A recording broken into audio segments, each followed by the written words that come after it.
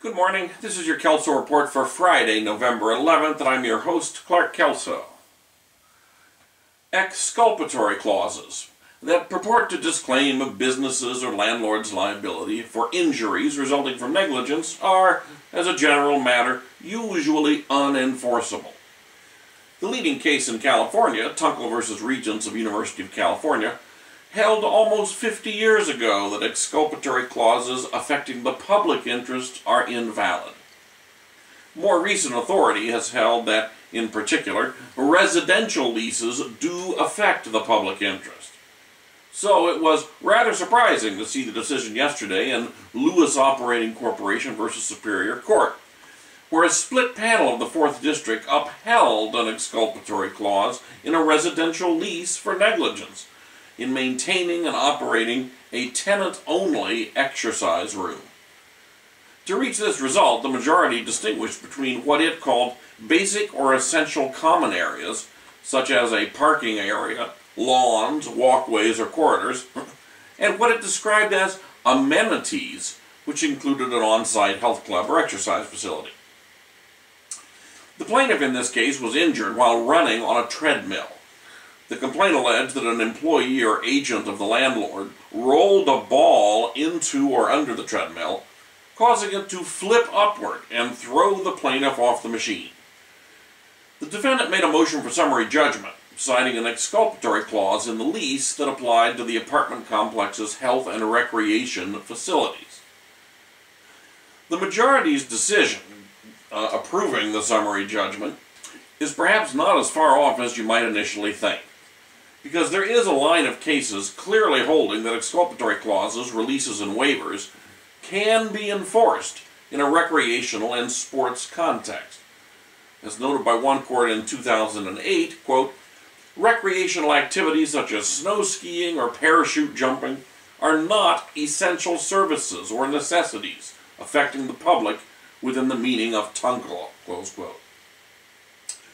The tough question for the majority here was whether an exculpatory clause for recreational activities that was part of a residential lease and applied to recreational facilities maintained by the landlord should fall within Tunkel's scope. The majority concluded that, quote, where a landlord chooses to enhance its offering by providing an on-site health club or exercise facility that goes well beyond bare habitability, there is no reason why the landlord may not protect itself by requiring the tenant, as a condition of use of the amenity, to execute the same waiver or release of liability that could lawfully be required by the operator of a separate, standalone health club or exercise facility, close quote.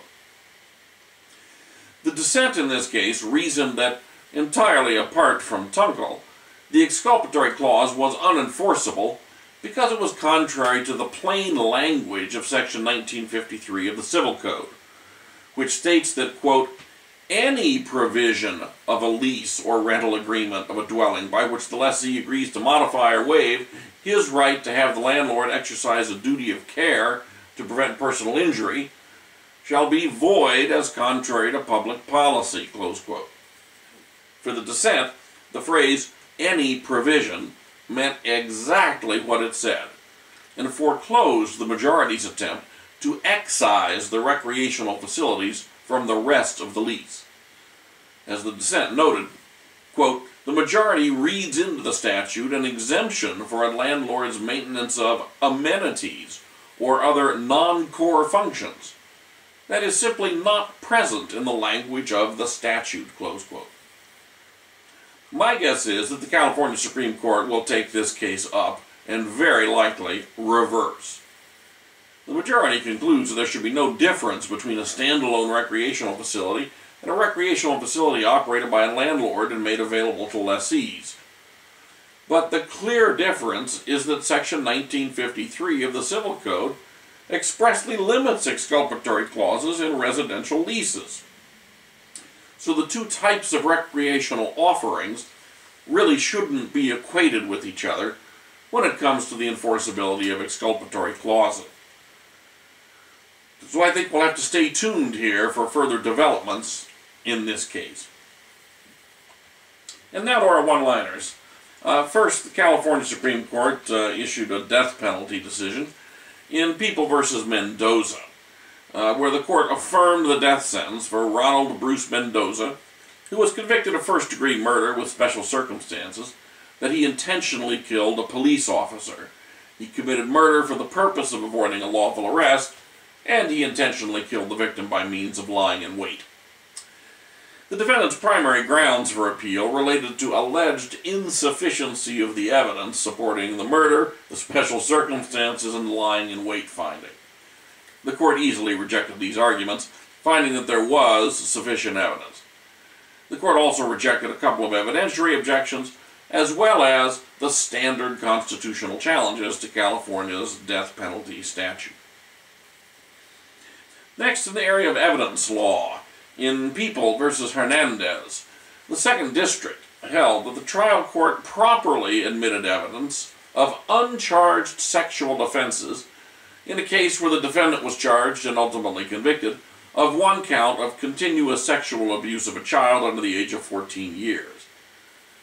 Although character or disposition evidence is generally inadmissible to prove a defendant's conduct on a specified occasion, Section 1108 of the Evidence Code creates an exception for evidence of uncharged sexual offenses in criminal actions where the defendant is accused of a sexual offense, so long as the possible unfair prejudice of the evidence does not substantially outweigh its probative value under Section 352. And in this particular case, under the Section 352 balancing, the evidence was held admissible. Next, we deal with an attorney's fees issue. In Dwonkowski v. Spinella, the Fourth District held that in the context of a fee dispute between a law firm and a former client, where the law firm prevailed, the law firm could successfully recover under Civil Code Section 1717 for fees incurred by the law firms outside of counsel, who litigated the fees dispute against the former client. The former client tried to argue that because the outside lawyer had an of-counsel relationship with the law firm, the outside lawyer did not actually incur fees. Well, the Fourth District rejected this argument, noting that the outside lawyer maintained separate offices and a separate practice from the law firm. In addition, the court noted that even if the law firm had used one of its own lawyers, that would not necessarily bar recovery of attorney's fees under Section 1717, since the only two requirements for an award of attorney's fees are the existence of an attorney-client relationship and whether fees were actually incurred. Next, case involving employment law and veterans. In Haligowski v. Superior Court, the Second District held that an employee who is discriminated against on the basis of being a member of the armed forces, discrimination that's in violation of Section 394 of the Military and Veterans Code, may sue only his or her employer and may not hold the individual supervisor personally liable for the discriminatory conduct. This holding is consistent with the interpretation given to California's Fair Employment and Housing Act, where liability is limited to the employer and individual supervisors and agents of employers cannot be held personally responsible for discrimination in violation of the Act.